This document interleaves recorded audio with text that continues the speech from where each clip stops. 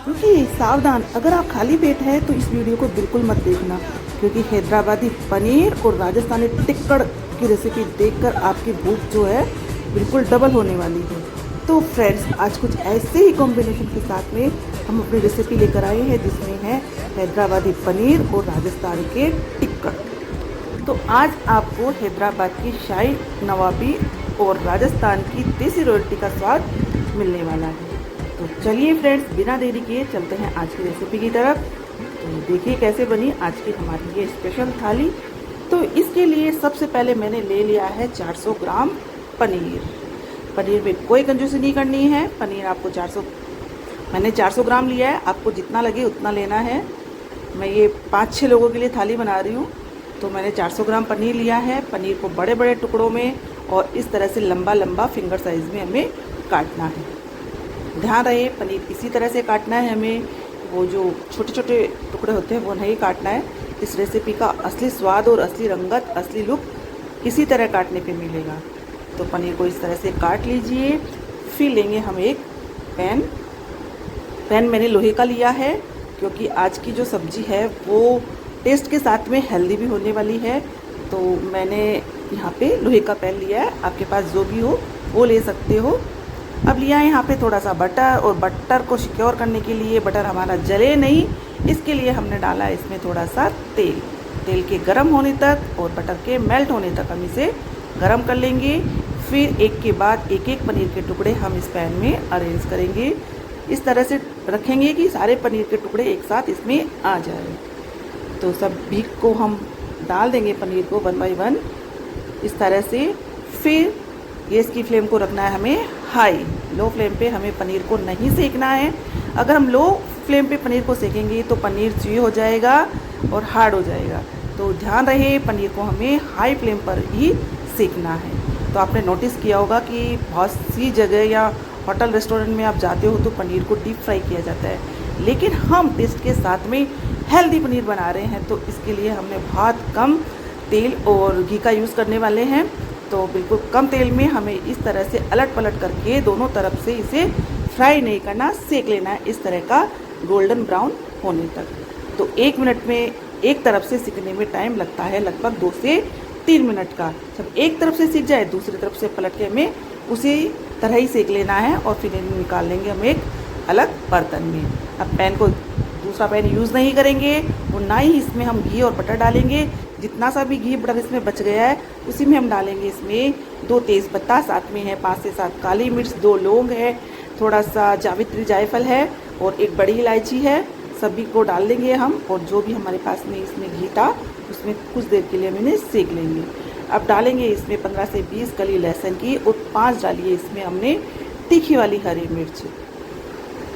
इनको भी हम 1 मिनट के लिए बढ़िया से सेक लेंगे, और डालेंगे इसमें 4 से 5 बड़े साइज के प्याज, जिन्हें हमने मोटा मोटा काटा है। कोई बारीक काटने का झंझट नहीं है, बड़े बड़े मोटे मोटे काट के आप डाल सकते हो जैसे मैंने डाला है। अब इन्हें भी हम लहसुन और मिर्च के साथ में अच्छे से मिक्स कर लेंगे, और 1 से 2 मिनट के लिए हम इसे भून लेंगे जब तक कि हमारे प्याज है वो थोड़े से सॉफ्ट ना हो जाए। तो अच्छे से चलाना है, गैस की फ्लेम को मीडियम टू हाई रखना है। अब हम डालेंगे यहाँ पे हमारी सब्जी को और रिच, थिक और गाढ़ी क्रीमी बनाने के लिए 8 से 10 काजू है, थोड़े से खरबूजे के बीज है, और 2 चम्मच लिया है हमने नारियल का बुरादा, वो भी हम इसमें डाल देंगे। सभी को अच्छे से मिक्स कर लेंगे। बढ़िया से हमें मिक्स करना है लगातार चलाते हुए, क्योंकि यहाँ पर गैस की फ्लेम है जो हाई है। अगर हम नहीं चलाएंगे तो ये नीचे से जल जाएंगे। स्वाद के हिसाब से नमक डालेंगे। नमक डालते ही जो हमारे ये प्याज और बाकी सब चीज़ें हमने डाली है, इनका जो कुकिंग प्रोसेस है वो थोड़ा हाई हो जाएगा। और बस थोड़ा सा पानी डाल के अच्छे से मिक्स कर देंगे, और ढक के 5 से 7 मिनट के लिए, या जब तक हमारे प्याज अच्छे से गल नहीं जाए तब तक हमें इसे पकाना है। तो फ्रेंड्स, ये थी हमारी पहली ट्रिक कि जो प्याज हम पका रहे हैं उन्हें हमें मतलब लो फ्लेम पे नहीं पकाना है। लो फ्लेम पे पकाएंगे तो ये प्याज है वो अपना जो खुद का जो पानी है वो रिलीज़ करेगा, और फिर वो मीठे सोगी हो जाएंगे। तो सब्ज़ी में हमें इस तरह के प्याज नहीं चाहिए। तो प्याज को हमें ढक के पका लिया है हमने, प्याज सॉफ्ट हो चुके हैं। गैस को कर देंगे हम बंद, और अब इंतज़ार करेंगे इस प्याज और लहसुन के मिश्रण को ठंडा होने का। जब ये ठंडा हो जाए तो हम बनाएंगे इसकी एक ग्रेवी।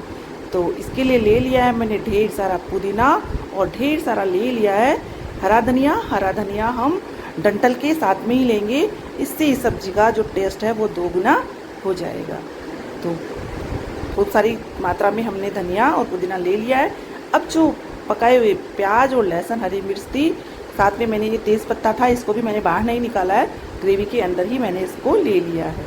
सारे जो प्याज लहसुन है वो जार के अंदर डाल लेंगे और बस इसका बना लेंगे एक थोड़ा दरदरा सा पेस्ट। बिल्कुल फाइन नहीं करना है, थोड़ा दरदरा रखना है। हमें थोड़ा सा पानी डालेंगे और इसका पेस्ट बना लेंगे। अब देखिए, जो इससे पहले हमने 2 स्टेप की थी वो इसी पैन में कर ली थी, अब तीसरी भी हम इसी में कर रहे हैं। बार बार भी हमने कढ़ाई वगैरह का यूज़ नहीं किया है, एक ही कढ़ाई में हम सारे काम कर लेंगे। इससे जो हमारी जो कुकिंग होती है वो इजी हो जाती है। तो वापस हमने उसी पैन में थोड़ा सा बटर के साथ में लिया है तेल, और बटर के गलने तक और तेल के गर्म होने तक हम इसे गर्म करेंगे और डालेंगे इसमें जीरा। जीरे को चटकने के बाद में डाल देंगे ये ग्रेवी जो हमने बनाई थी धनिया और पुदीने के साथ में प्याज की। फिर डालने के बाद में अच्छे से बटर और ऑयल में अच्छे से मिक्स कर लेंगे। अब जो ये जार में मसाला रह गया था, इसे भी हमें फेंकना नहीं है, बर्बाद नहीं करना है। थोड़ा सा पानी गर्म करेंगे, इस जार में डालेंगे और जार को धो के भी डाल देंगे। सोचना मत कितने कंजूस है, कंजूस नहीं है। हमें इस तरह से किसी भी चीज़ को वेस्ट नहीं करना चाहिए। जार को अच्छे से धो के हम इस ग्रेवी में डाल देंगे और अच्छे से मिक्स करेंगे। फिर इसे ढक के हम 2 से 3 मिनट के लिए पका लेंगे। तो देखिए फ्रेंड्स, कितनी हेल्दी वाली सब्ज़ी बनके तैयार होने वाली है। आप सोच सकते हैं कि आप ढाबे रेस्टोरेंट होटल में जाते हैं तो उसमें भर भर के तेल होता है, और हमने इतने कम ऑयल में और इतने कम बटर, तो बस खाली नाम का सा लिया है हमने। इसको पकने देते हैं, करते हैं आगे की प्रोसेस। इसके लिए ले लिया है हमने 200 ग्राम घर की फ्रेश दही। ध्यान रहे दही फ्रेश लेनी है, खट्टी दही नहीं लेनी है। इसमें डालेंगे हम स्वाद के हिसाब से नमक, मिर्ची, हल्दी, धनिया, आधा चम्मच भुने हुए जीरे का पाउडर, थोड़ा सा गरम मसाला और साथ में कसूरी मेथी। सभी को अच्छे से मिक्स कर लेंगे। इस तरह से मिक्स करेंगे कि दही में अगर कोई बड़ी बड़ी गांठ हो तो वो घुल जाए। अच्छे से मैश कर लेना है और चलाते हुए सारे मसाले दही के अंदर हमें मिक्स कर लेने हैं। और देखिए, इस सारे मिश्रण को हम डाल देंगे इस हमारी धनिया पुदीने और प्याज वाली ग्रेवी में। वापस से सभी को अच्छे से मिक्स करेंगे। अब यहाँ पे रहनी चाहिए गैस की फ्लेम हाई फ्लेम पे लगातार चलाते हुए हमें इसे पकाना है जब तक कि इसमें से बॉयल ना आ जाए। अगर गैस की फ्लेम को हम लो रखेंगे तो दही जो हमने डाला है वो फट जाएगा, जो हमारी सब्ज़ी में बिल्कुल भी अच्छा नहीं लगेगा। अब डाल देंगे हम इसमें जो पनीर हमने सेका था, जिसको हमने रोस्ट किया था, उसको डाल देंगे और बस ऑलमोस्ट हमारी सब्ज़ी है वो बनके तैयार है। आप इसी तरह भी इसको खा सकते हैं, लेकिन मुझे बनाना है इसको और रिच और क्रीमी। तो देखिए, इसके लिए हम क्या करते हैं, पहले इसको 2 मिनट के लिए पकाएंगे ताकि जो पनीर के अंदर इसका फ्लेवर है ना, धनिया पुदीने और प्याज का, वो बिल्कुल अंदर तक जाए। जब आप खाओ तो आपको पनीर है वो बिल्कुल सूखा सूखा ना लगे। तो जब तक ये सब्ज़ी पक रही है, जब तक हम कर लेते हैं हमारे राजस्थानी टिक्कड़ की तैयारी। तो इसके लिए मैंने लिया है गेहूं का आटा और क्रश करके डाली है इसमें अजवाइन, थोड़ा सा डाला है जीरा और मोइन के लिए डाल दी है 1 चम्मच शुद्ध देसी घी। अब थोड़ा थोड़ा पानी डाल के इसका बना लेंगे हम हार्ड सा डो। रोटी का जैसा डो बिल्कुल नहीं बनाना है, जिस तरह से हम बाटी बनाते हैं उतना ही हार्ड हमें डो लगाना है। तो पानी को एक साथ नहीं डालना है, थोड़ा थोड़ा करके ही हमें डालना है। और इस तरह से मसल के पूरा दम लगा के हमें इसका एक हार्ड सा डो बना लेना है। तो इधर सब्जी बन रही है और इधर बन गया हमारा टिक्कड़ के लिए डो। तो डो को रखेंगे 10 मिनट ढक के, जिससे हमारा डो है वो अच्छे से फूल जाए, सॉफ्ट हो जाए। सब्जी हमारी बन गई है। फाइनली हम अब इसमें डाल देते हैं क्रीम। तो क्रीम मेरे पास में थी नहीं, तो मैंने डाला है यहाँ पे दूध की मलाई। आप इसकी जगह फ्रेश जो अमूल वाली क्रीम होती है, किसी भी ब्रांड की जो भी क्रीम हो, आप वो ऐड कर सकते हैं। अगर वो नहीं है तो मेरी जैसे आप दूध की मलाई का भी यूज कर सकते हो। अच्छे से मिक्स करेंगे और वापस हमें इसे पकाना होगा 2 मिनट के लिए। बहुत टाइम लगता है भाई इस रेसिपी में, जब ये इतनी टेस्टी बनती है।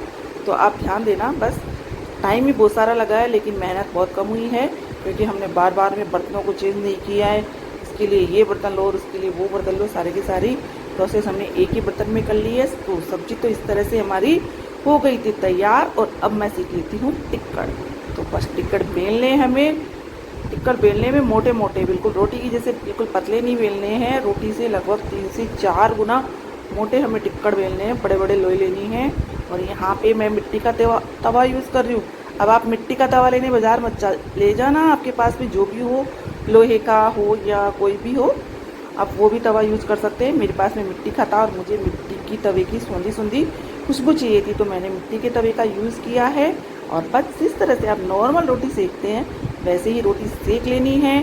तो तैयार है हमारे राजस्थान की देसी टिक्कड़, जो बिल्कुल कुरकुरे क्रिस्पी बन के तैयार हुए हैं। और नवाबी हैदराबाद की मसालेदार जायकेदार हैदराबादी पनीर। तो फ्रेंड्स, कैसी लगी आपको आज की हमारी ये जायकेदार मसालेदार क्रीमी टेक्सचर वाली पनीर की सब्जी और टिक्कड़? अगर पसंद आई हो तो वीडियो को लाइक कीजिए, चैनल को सब्सक्राइब कीजिए। और ये रेसिपी ज़्यादा बढ़िया लगी हो तो आप इसको हाइप भी कर सकते हो। और इस तरह की इजी और हेल्दी टेस्टी रेसिपी देखने के लिए आप